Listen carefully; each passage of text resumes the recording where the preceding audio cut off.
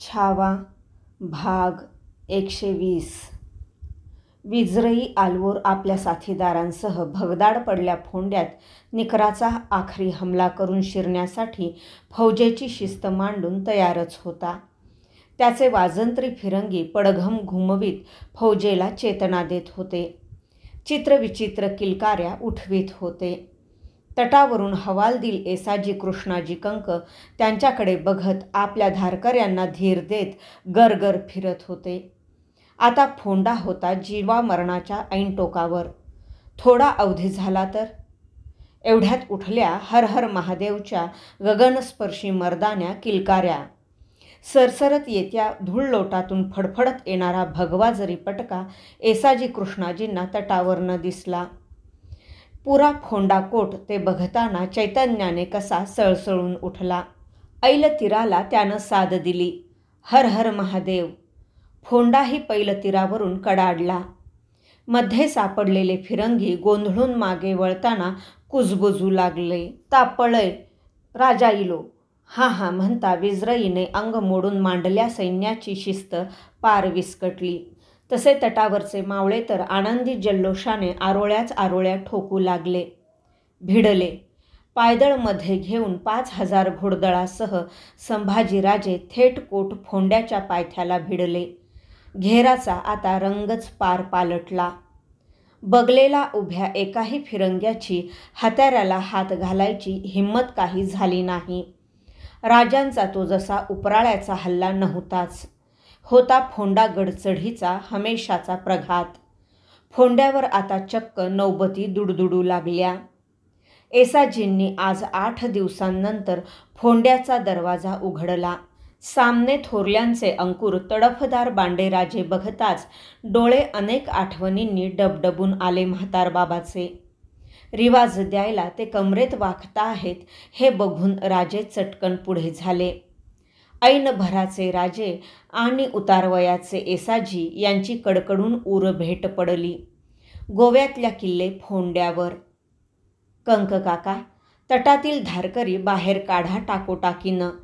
फिरंगी माघार घेणार काढत्या पायांनी. त्यांचा आत्ताच पाठलाग केला पाहिजे. जी. येसाजी कृष्णाजी घायपाती लवलवत्या पानांसारखे हलू लागले.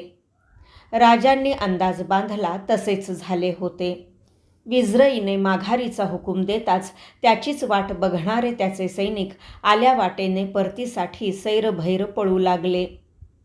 दुर्भाट जवळ मावळी घोडाईतांनी माघार घेऊन दौडत्या फिरंग्यांना गाठले.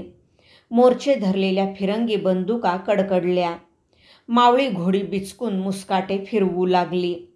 ते पाहून येसाजी पुत्र कृष्णाजीच बिथरला.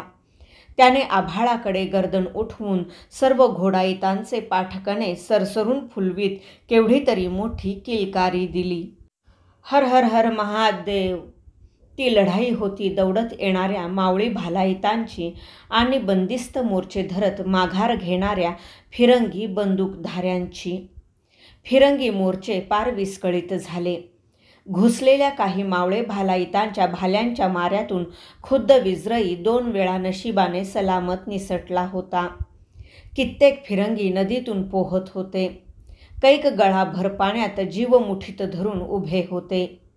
भेदरलेल्या विजरईने त्या लोकांची दुर्दशा डोळ्यांनी पाहिली आणि अंगभर रक्ताने न्हालेला, मोर्चामागून मोर्चे फोडत चाललेला, अंगी गोळ्याच गोळ्या झेलून फुलल्या पळस वृक्षासारखा रक्तबंबाळ दिसणारा घामेजला कृष्णाजी छाताडावर वर्मी गोळी लागताच ग्लानी येऊन घोड्यावरून कोसळला. ज्या ठिकाणी जाया झालेले येसाजी कांबळ्यावर आणून ठेवले होते त्या जागी त्यांच्या शेजारीच कृष्णाजीलाही मावळ्यांनी घोंगडीवर झोपविले. आता दोन्हीकडचा मार सुमार झाला होता. कित्येक फिरंगी आणि मावळे कामी आले होते. सांजावत आल्याने हत्यारे थांबली होती. महाराज घोंगडीवर झोपविल्या येसाजींजवळ आले.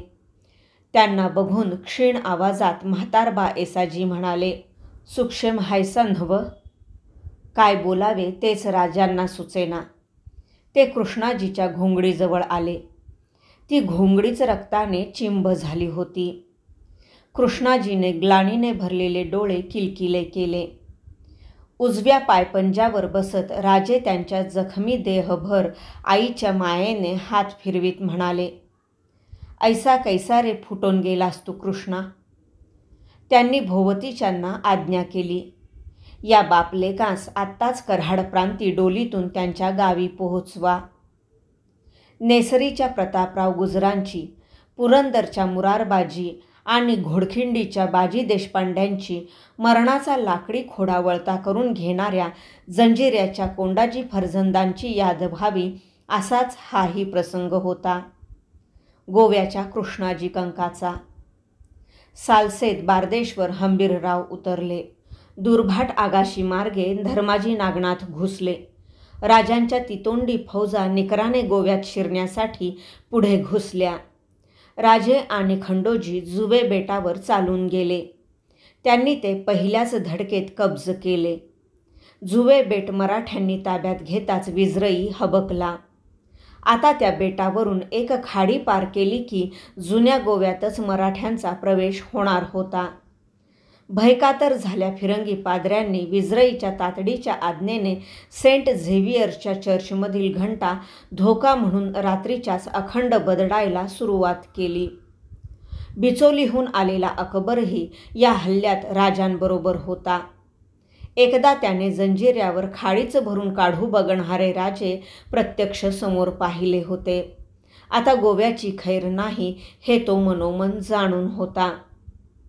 जुवे घेतल्याच्या दुसऱ्याच दिवशी विजरई 400 सैनिकांसह भल्या पहाटेच ते परत घेण्यासाठी खाडी पार करून निकरानं चालून आला. टेकडीवरचे राजे त्याला टेकडी चढू देण्यासाठी प्रथम गुमान राहिले.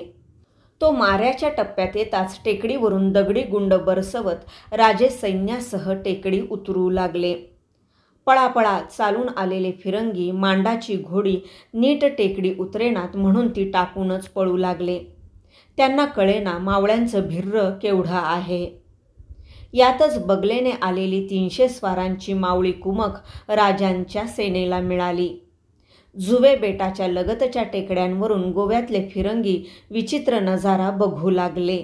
उतरंडीवरून तेगी पेलत धावून येणारे मावळे आणि विजरईसह जीव घेऊन पळणारे फिरंगी.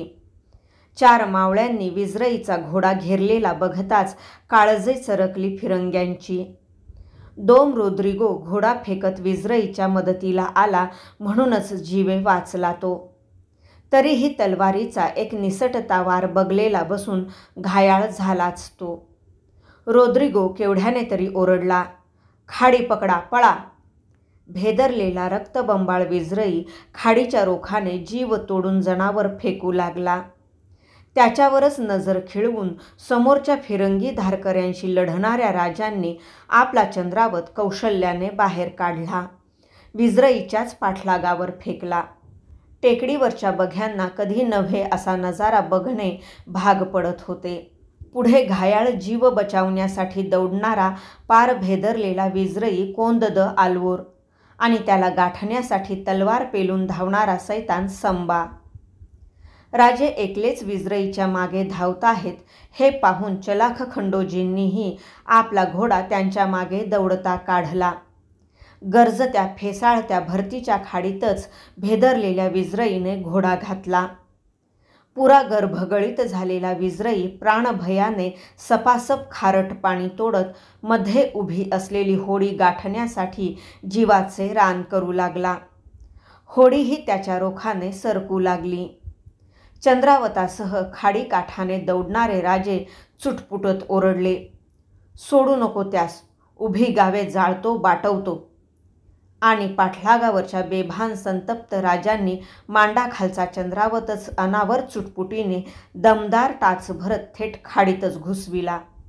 खारट पाण्याचे चौफेर फव्वारेच फव्वारे उडाले. 10 हात आत घुसलेला चंद्रावत खाडीच्या भरतीच्या ओढीला हा हा म्हणता वाहतीला लागला. विजरईने होडी गाठलेली बघून आणि त्याला मारायला धावून येणारा संबाच घोड्यासह वाहतीला लागलेला बघून टेकडीवरचे बघे जल्लोषाने टाळ्या पिटू लागले. राजे चंद्रावताच्या रिकिबीतले पाय आता सोडवू बघत होते. ते सुटले. एका हाताने वाहतीचा चंद्रावत आवरत दुसऱ्या हाताच्या बळाने तरंगते राजे चंद्रावतासह वाहतीला लागले. टेकड्यावर आता तर टाळ्या आरोळ्यांचा पाऊसच पाऊस पडू लागला. एकच क्षण, पण उभं आयुष्य सरकवून गेला तो राजांच्या डोळ्यांसमोर. मराठी दौलतच खारट पाण्यावर वाहतीला लागली आणि टेकडीवरच्या बघ्यांची दातखिळच बसली. त्यांना घोड्यावरूनच एक माणूस जीवाच्या आकांताने खाडीच्या पाण्यात झेपावताना दिसला. सपासप हात मारत त्याने संभाला पातेलवायच्या आत गाठलेही. आपल्या हातांची जोड देत देत तो वाहणाऱ्या संभाला खाडीकाठाकडे आणू लागला.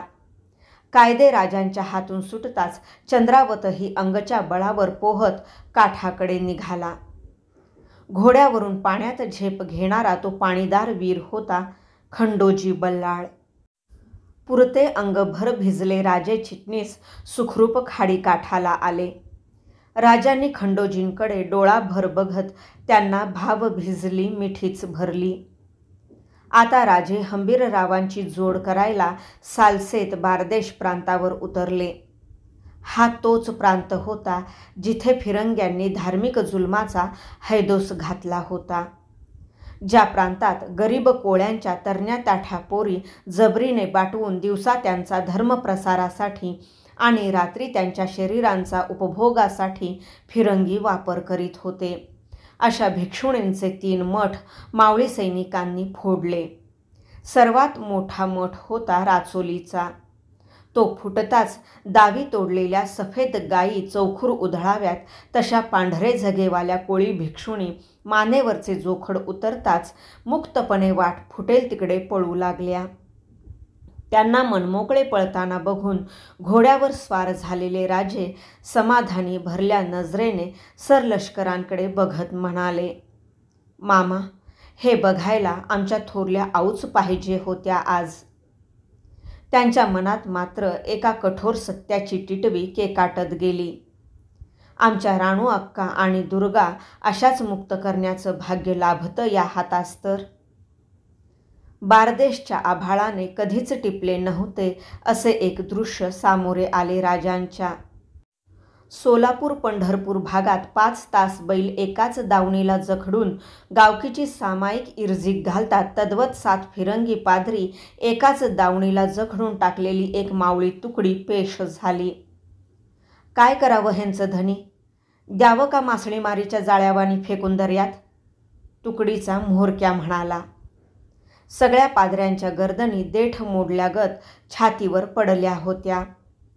राजे बारकाव्याने त्यांना निरखू लागले. समर्थ राहू द्याच, दिवाकर गोसाव्यांसारखाही का नाही दिसत यांपैकी एकही जण? समर्थांच्या पायठशांवर धर्म वाट शोधित चालतो असं वाटायचं. यांच्या हे धर्माचीच पायवाट करून ती तुडवितात. दुसऱ्यांचे हक्क पायदळी कुचलतो तो कसला धर्म? एवढे कब्ज झालेत तरी का नाही मनाला वाटत यांना बाटवावं? बाटवणं म्हणजे तरी काय? बाटतात ती शरीरं. मन कुणाला आणि कशी येणार बाटवता?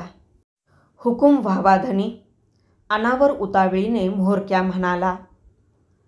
बैलच आहेत हे, धर्माच्या घाण्यास जुंपलेले, जुलमाचे तेल गाळणारे.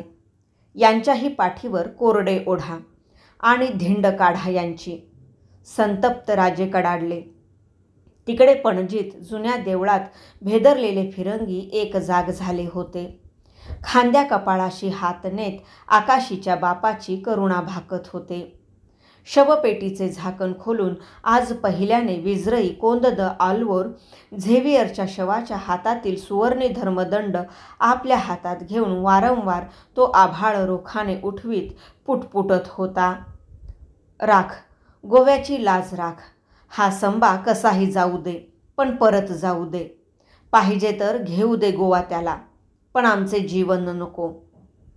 फिरंगी जहाजे पोर्तुगालला कूच व्हायच्या सिद्धतेने गाठीचा सोन्या नाण्याचा खजिना भरून पणजीच्या दर्यात सज्ज झाली होती. त्यात फिरंगी बायका पोरे चढलीही होती. विजरईची ही झेवियरच्या शवाला आखरी करुणा होती. मग तो देऊळ सोडतानाच ती शवपेटीही घेऊन जाणार होता. देवळाच्या मोठाल्या घंटा ठणठणत होत्या. दुर्भाट, जुवे, अंत्रुज, बारदेशच्या मावळी फौजा एक जाग होऊ लागल्या. राजे त्या पणजीत घुसविणार होते. त्यासाठी राजे, हंबीरराव, खंडोजी, धर्माजी दर्यात एकवट होणारी होडकी तळपत्या नजरेने बघू लागले. पणची माशी शिंकलीच.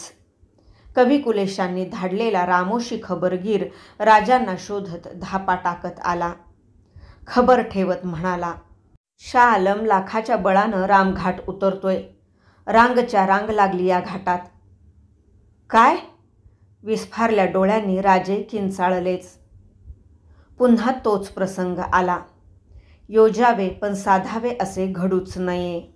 शहा आलम आणि विजरई यांची कात्री आवळली जाण्यापूर्वी गोव्यात घुसविल्या सेनेसह फिरंगांना बाहेर पडण्याशिवाय अन्य मार्गच नव्हता. भाग 120 समाप्त.